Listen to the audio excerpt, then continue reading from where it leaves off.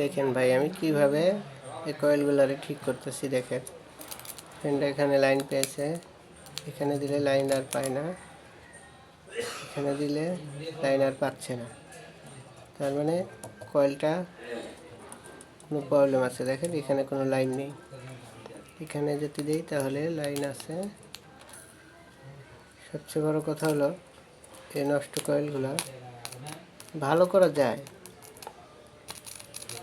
সিস্টা থাকলে, সিস্টা না থাকলে ভালো করা যায় না ভাই।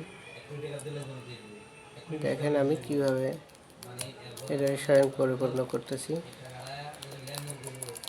আপনারা এভাবে চেষ্টা করেন, আপনারাও পারবেন। দেখেন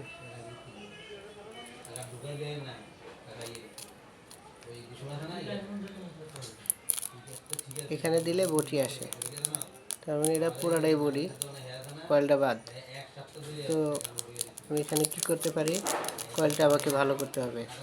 কেমনি করলে ভালো হবে, এটা পুরাটা বডি। দেখেন এই যে আমার, দেখেন হাতের দিকে লক্ষ্য করেন, এই দেখেন এটা আমি বডিতে ধরছি, পুরা কারেন্ট দেখাইতেছে, তার মানে আমার কয়েলটা শর্ট।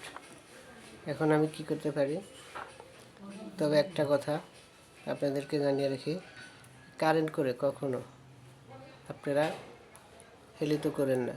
সবাই ফলো করে আমার মতো এই চেষ্টা করেন না যে আমি কারেন্ট ধরতেছি, আপনারা ধরার চেষ্টা করেন না। দেখেন দেখেন এখানে লাইন দেখাচ্ছে, আমি হাতে লাইনটা ধরতেছি, আপনারা কখনোই চেষ্টা করবেন না। এদিক থেকে সবাই সাবধান থাকেন। দেখেন আমি কীভাবে লাইন ঘোড়ারে ঠিক করতেছি। দেখেন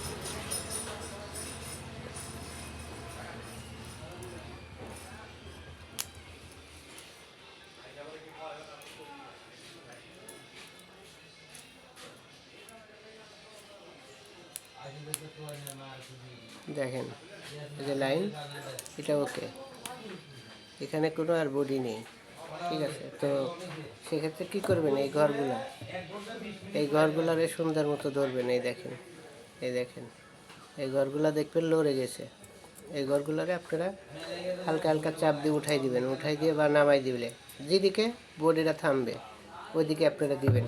দেওয়ার পরে এরপরে মনে করেন আবার আপনারা লাইন ধরলেন, এই দেখেন